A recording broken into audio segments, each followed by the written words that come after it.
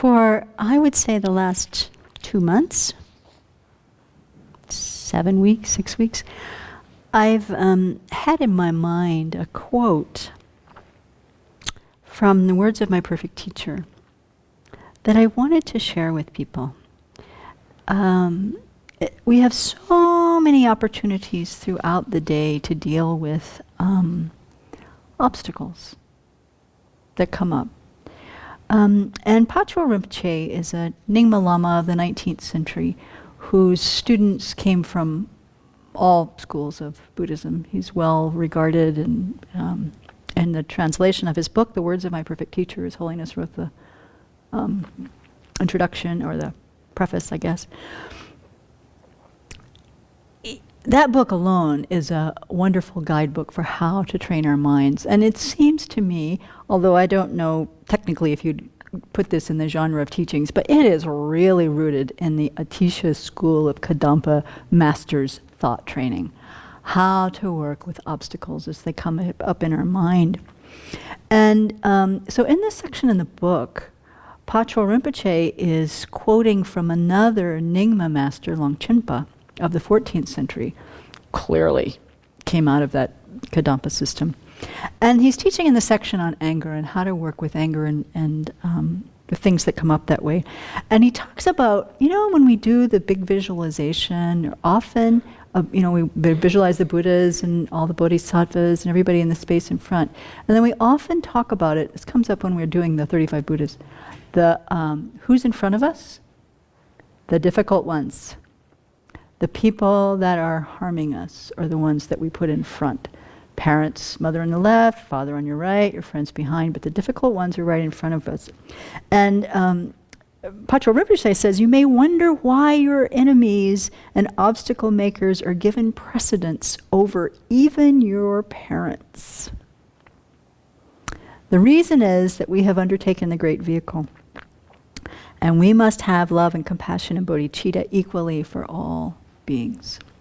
So he goes on about how difficult, of course, it is, but that our work is to find those enemies. Maybe you don't have any, but to look under a rock here and there and see who or what are the obstacles to our practice. And then he gives this beautiful quote. I've printed it up and made it to a nice little thing. I haven't memorized it, but I really need to, because it goes like this.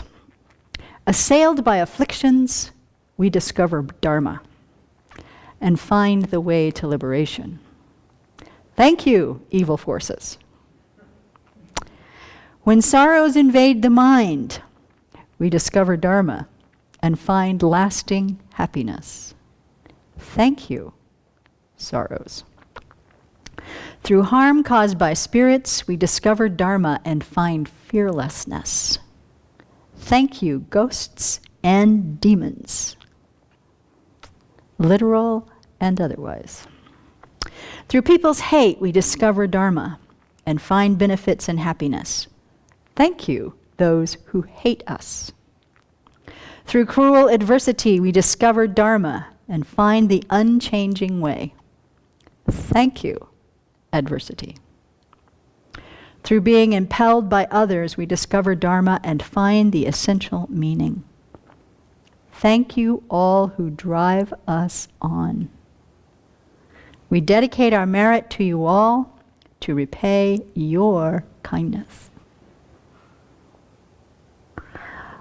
That is a powerful piece of thought training. Thank you, evil forces. Thank you, sorrow. Thank you, ghosts and demons. Thank you, those who hate us. Thank you, adversity. Thank you, those who drive us on. We dedicate our merit out of your kindness.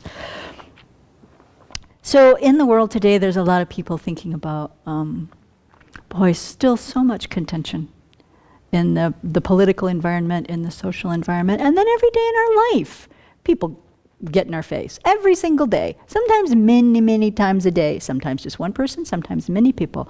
But to practice really cultivating a heart of loving kindness, not as a band-aid or an overcoat to deny our feeling, that's not the point of this. This is not a New Age affirmation.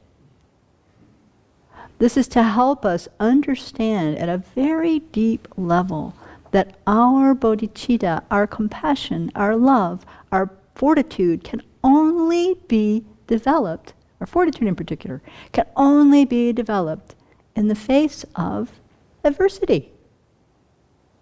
And so I offer this again. I think I've done a BBC on this before, years ago, but I think the time of the world is right to again really adopt.